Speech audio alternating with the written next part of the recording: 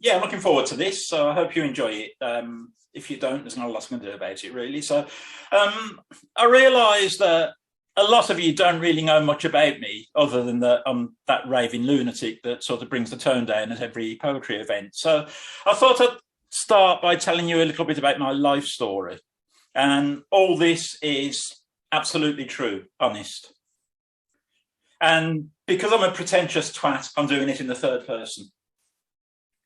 Clive Oseman was born in Birmingham quite a long time ago and emerged from the womb singing Blinded by the Light, which was later plagiarised by Manfred Mann.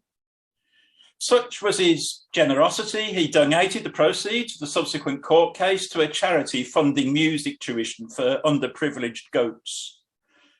By the age of 2, he could fart Beethoven's entire oeuvre on one tin of beans, but tended to follow through if trying it with Wagner. At the age of 3, he composed a symphony for spoons and triangle, and on his 4th birthday performed his first concerto for violin, simultaneously acting as the soloist and the orchestra. 6 months later, he sent the lyrics of Bohemian Rhapsody to a young Farrokh Bulsara, advising him to change his name and release the song in the mid-70s when most chart music was shit for maximum impact. Oseman's interest in music started to wane at the age of 6 when he had a premonition of Morrissey. And although he wrote a couple of operas and some of the Beatles songs, he finally turned his back on it when he saw a vision of Simon Cowell. At 8, he beat Bobby Fischer at chess, having learnt the game by watching his uncle play. He promised to keep quiet about this if the anti-Semitic piece of shit disappeared into the sunset. And that's Fischer, not his uncle. He had his uncle assassinated. You are the first to learn the truth about Fischer's retirement, and you have no proof about the uncle thing.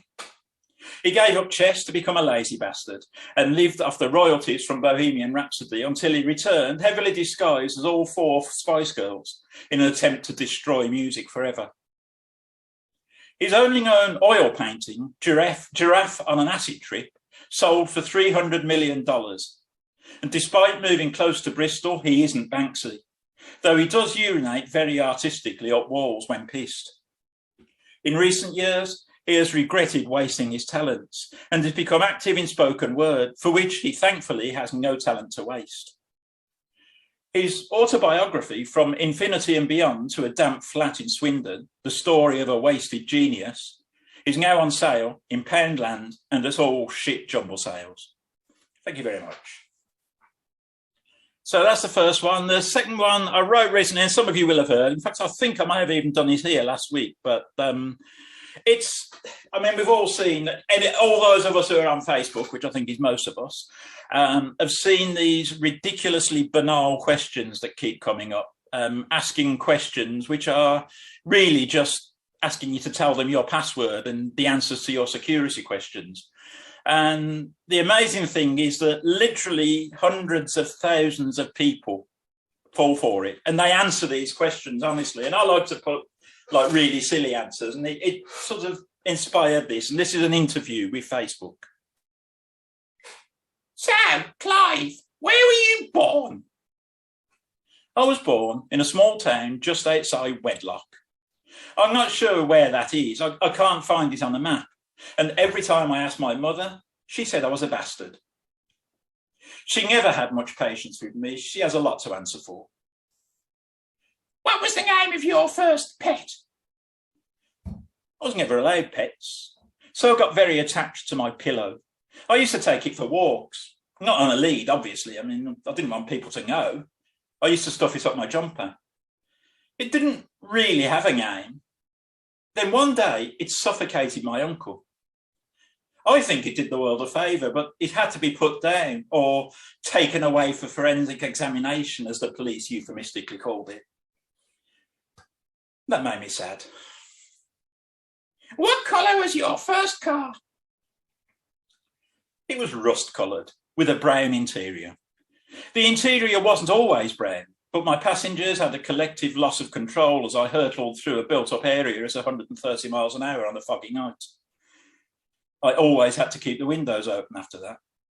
Never really did get rid of the smell. As a child, What did you want to be when you grew up? A lamppost. I always had a strange fascination with lampposts.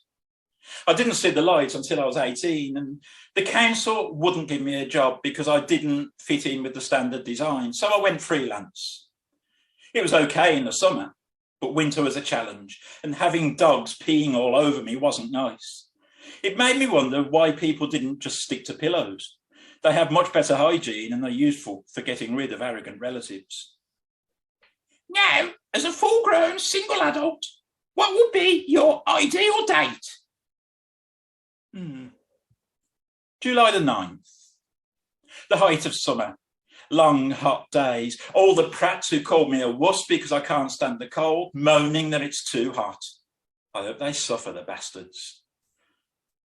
What was your mother's maiden name? She had a double-barrel name, which in those days meant you were upper class, not from a broken home, or so she said. It was security question. Miss Ansia Security Question. Everyone knew her as Anne. If the last food you ate was all you could eat for a month, what would you be living on? Hopes and prayers. There's not much of next door's budget to go around, to be honest. Which great English writer were you? Shakespeare. I don't write my own plays either. If your age was flipped, how old would you be? Really, it would be much simpler if you asked me what year I was born, because that way you'd be sure to correctly answer the security question, even if my birthday had already passed. But to answer the question, I would be 99.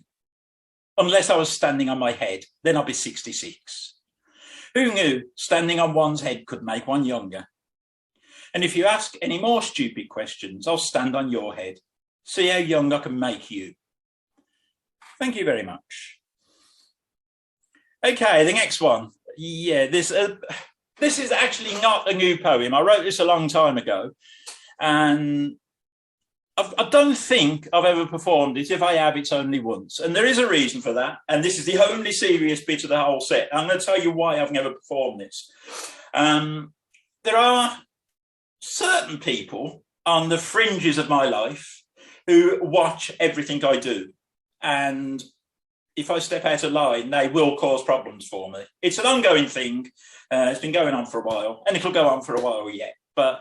And they've done it before. One piece that I did, which I put on YouTube, landed me in a bit of trouble because it was these people, they can't distinguish between comedy and fiction and reality. And so, yeah, it did cause me a bit of a problem. And to be honest, I've come to the conclusion now that if they ever see the recording of this, up yours, get yourself a life. Go and have a wank, go and have yourself a wank and release the tension or whatever you want to do. But this is a poem about excuses you could make if you hated your job and you wanted to get the sack. So you didn't go in, and you make up ridiculous excuses so that people think you're a lunatic or whatever.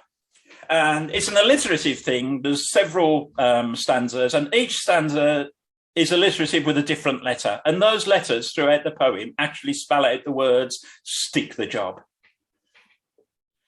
So sorry. Sounds somewhat silly for sure, but some stolen stuff suddenly showed up in my shed. Still searching for a satisfactory story to satisfy Sergeant Sourface. Sarcastic shit. Time travelling tomorrow.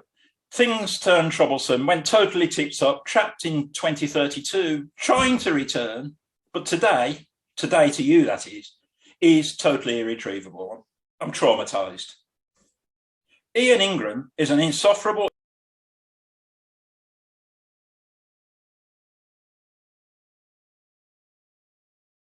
Unmute. Somehow you got muted, Clive. I don't know how. How on earth did that happen? Right, where did I get to? Have you heard the one about the time travelling? No? Okay, I'll start this one again. You heard the bit about being alliterative and the letters spelling out stick the job, yeah? Yes. Yeah, right. Okay, so let's start it again. So sorry. Sounds somewhat silly for sure, but some stolen stuff suddenly showed up in my shed. Still searching for a satisfactory story to satisfy Sergeant Sourface. Sarcastic shit. Time travelling tomorrow. Things turned troublesome, went totally tits up, trapped in 2032. Trying to return, but today to you that is totally irretrievable. Traumatised. Ian Ingram is an insufferable imbecile. I insist on Ian's immediate incarceration for incurable idiocy. Until it is implemented, I'm indisposed. Cataclysmic cocktails of cocaine and copulation. Me and Clive cannot currently cope with constantly conspicuous cockwombles. Cheerio. Keith's Kitchen in Kenilworth. Knocked off ketamine and Cronenberg. Katzenjammer. Knocked out. Kaput. To tell the truth, Tuesday's trickle of total tossers, thick twats and twisted turd-brained troublemaking tits turns me off. Ta-ra.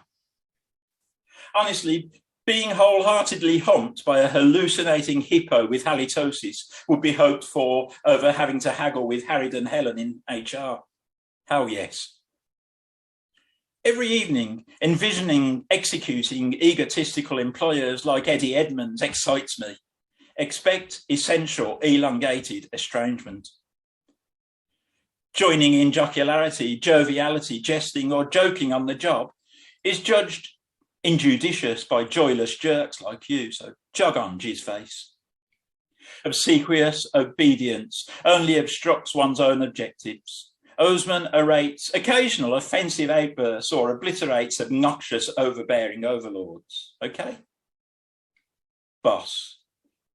Bollocks to your bullying, belittling me with blustering bastardy, babbling bullshit, bombastic bellend. Bye-bye. Thank you very much.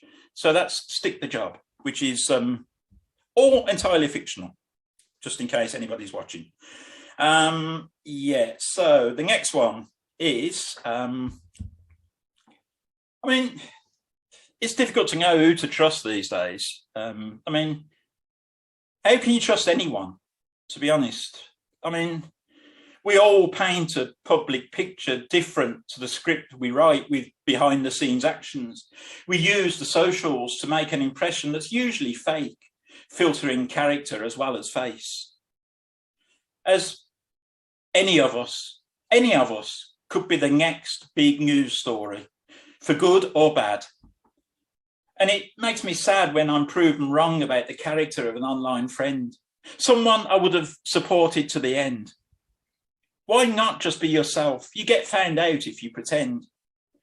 And there's been so much drama of late. People proclaiming love and practicing hate, and I will never hesitate to call the bullshit they demonstrate. So,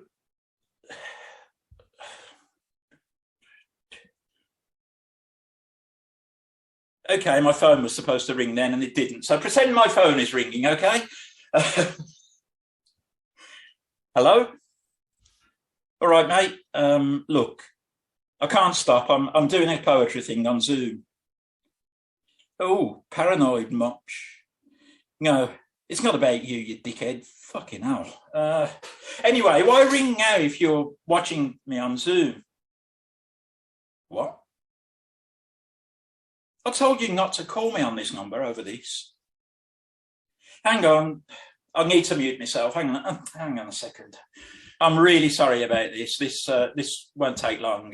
I'll get rid of him. I've just got to mute myself. Just a second. Okay, I'm muted.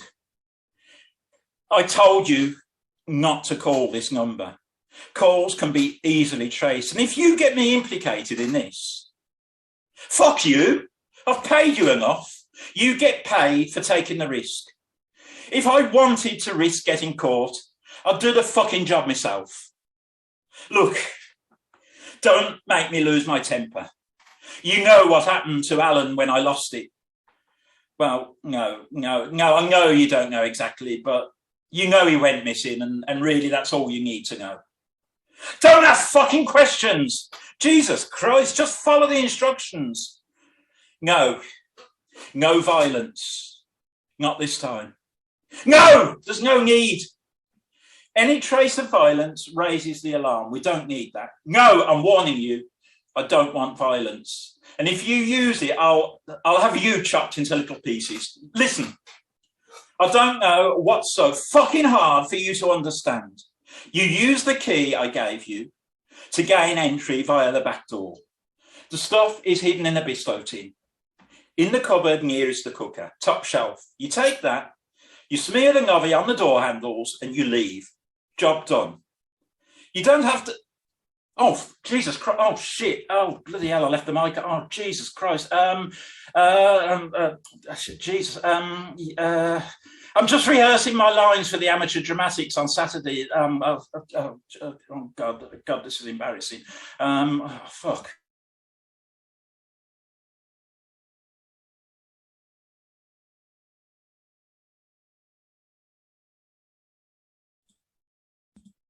Thank you. So, yeah, that does work better if the phone actually rings, which it was supposed to do, but you get the idea. Okay, so talking of getting up to no good, someone's up to no good on my computer.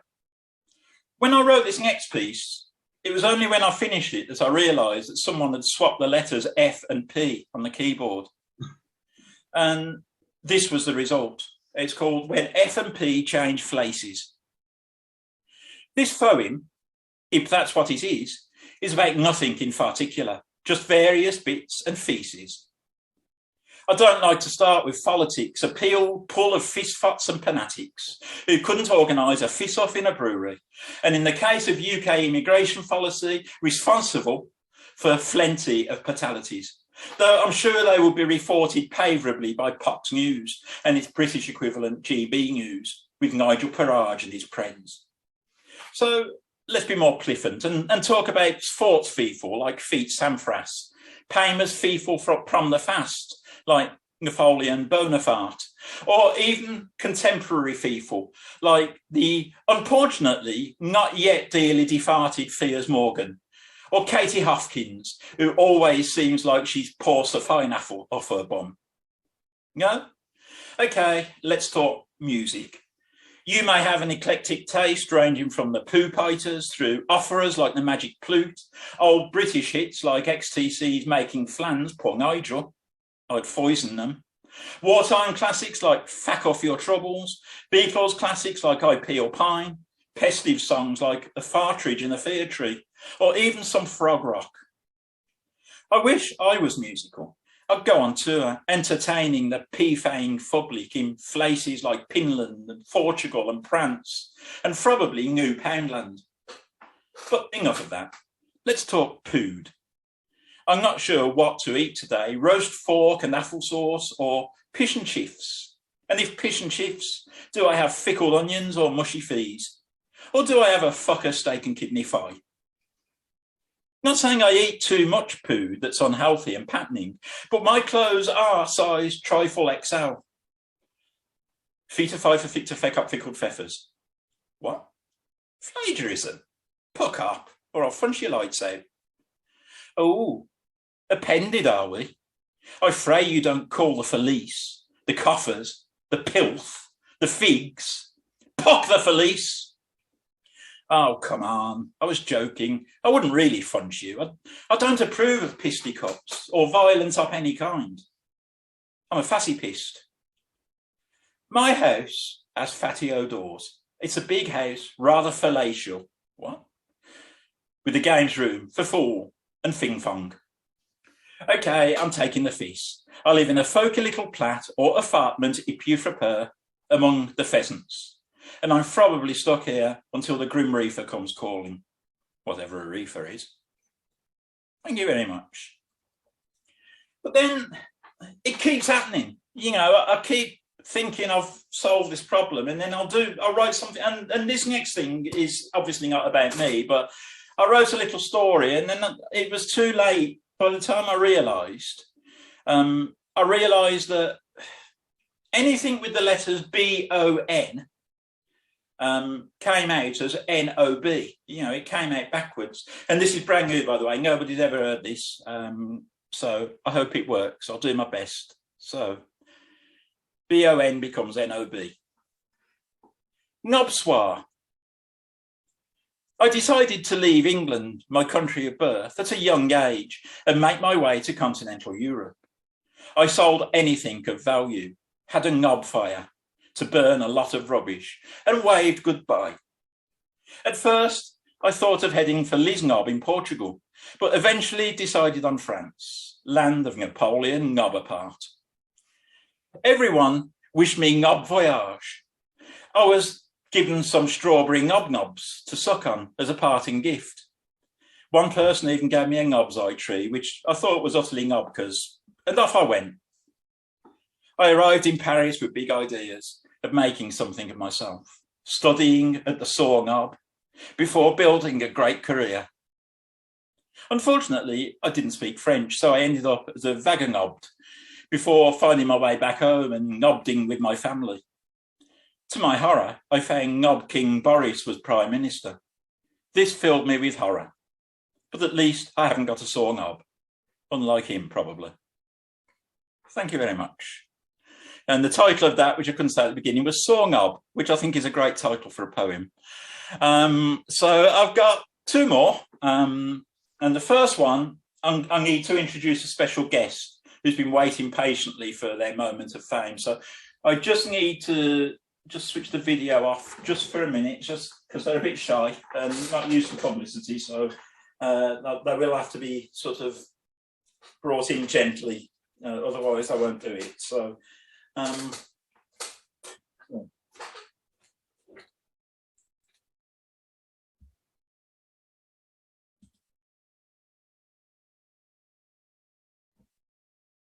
Hello. You obviously recognise me as the Queen of England. You think you know pain? Pain is having a son like sodding Andrew. Times are hard right now. Keeping Andrew out of prison is not cheap. And if you look closely, this is not my old crown. It's a cheap replica bought off of Amazon. I had to sell the real thing. Next thing for sale will be Philip's Land Rover. I doubt he has use for it anymore.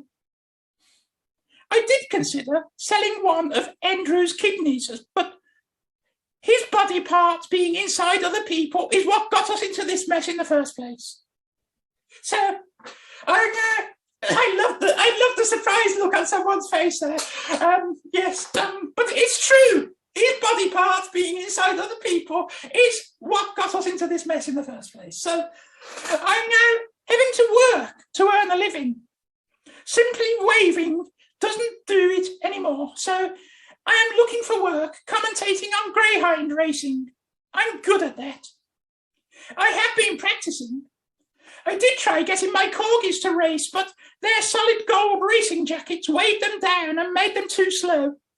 So I practice with races on the television set, and I'm going to demonstrate my commentary skills now. The hair is on the move. Pity it isn't a real one. They spoil all the good things, these do-gooders. And they're off! 3 traps fast like Andrew being pursued by the feds. Trap 1, Boris Johnson, slow to react as always. So 3 leads going into the first bend. 5 and 6 have a right royal bumping match like Harry and Wills at a family gathering. 3 leads, 2 is in hot pursuit like a Spencer chasing a royal husband. Then come 4, 5, 6 and the slow starting 1. They head up the back straight and Toonay catches the early leader and looks in a strong position. Oh dear, she's got tangled up with trap 4, James Hewitt, giving 5 a chance at claiming the prize.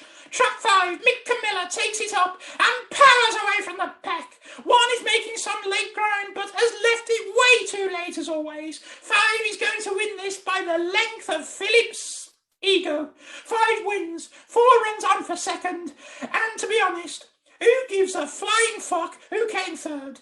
If you bet it, you haven't got as much money now as you had a minute ago. So the food bank for you. Goodbye. So yeah, that's Her Majesty earning a bit of money, greyhound commentating. So I'm going to finish with something that I have done here before, but I've recently discovered, thanks to a couple of friends, rediscovered the genius of Victor Borge. And to say I love him is an understatement. And I was recently introduced to a sketch called Inflationary Language, where any number or any word that sounded like a number increases by 1, or anything that sounds like it's related to a number. So this is based on that. And I'm not claiming I can be anywhere near as funny as Victor Borge. I wish I could, but I'll give it a shot. I used to get on well with my neighbour. Then he suddenly accused me of 5-nick-19 with his wife. I wasn't 1.5 angry. I called him a master niner, and he properly went 5 me, lunged at me in anger. I hit him on the 5 head with a sharp 3. A passing motorist threated his horn, and I think they called the police, panicked, and dialed 10-10-10. The coppers arrived, full blues and 3s. I was arrested and charged with using unreasonable 5s. I was sentenced 3-4 months in prison, but served 1.5 of the sentence 5 good behaviour. I was released just before last Christmas. You know, that 13-day period when people talk about the 4 wise men and 5's ridiculous amount of food and drink inside themselves. On 5-3-9, I hanine all this nonsense. I celebrated my release by going 3 a burger place, not 6 guys, way 3 expensive, and enjoying a 1.25 pounder with a glass of 8 up. Now, my eyesight is not perfect. I definitely don't have 21-21 vision. I'm a bit of a specky 5 eyes. But I'd swear the bloke opposite me was the England rugby player, Billy 13 Trees. Then this German guy approached me and said, "Sprechen Sie Deutsch?" I said 10. That confused him. I went home and listened through a Spotify playlist consisting of some classics from the 61s, the 71s and the 81s. Love Me 11 Day by Elvis, 9 Days a Week by the Beatles, Ruby Three's Day by the Rolling Stones, 2 in 11 by UB41, Summer of 70, Bryan Adams, 10-6, Dolly Parton, You're the Two That I Want from Greece, Tricycle Race by Queen, Swords of 1,001 Men by 11 Pole 3-Door. Now, I'm going 3 walk my 5-legged K10 friend, Rover. Get some exercise, 3 get myself a 7-pack. Then I've got some books 3 read. The triography of the late Archbishop Desmond III, and 2 about the curse of Tutankhamun's Stream. The second time I read this, its debut, someone said it was rubbish and not at all funny. "Hang on 2/3, I shouted. So they did. 11/3 later, they said, "Okay, I've examined it forensically. It's still garbage." So it was back 3 square 2. Second and 5 most, it must be funny. I tutor if this version is better. I hope so. And I thank you and threedle pip. Thank you very much for listening. I hope you enjoyed it. And thanks for having me, David.